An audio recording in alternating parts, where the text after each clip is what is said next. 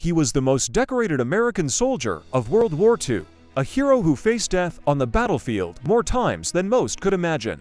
Later, he became a Hollywood star, admired by millions for his courage and talent. But behind the medals and movie roles, Audie Murphy's life was far from ordinary, and his death remained one of the greatest mysteries of the 20th century for decades. The story was simple. A tragic plane crash ended the life of a national hero at just 45 years old.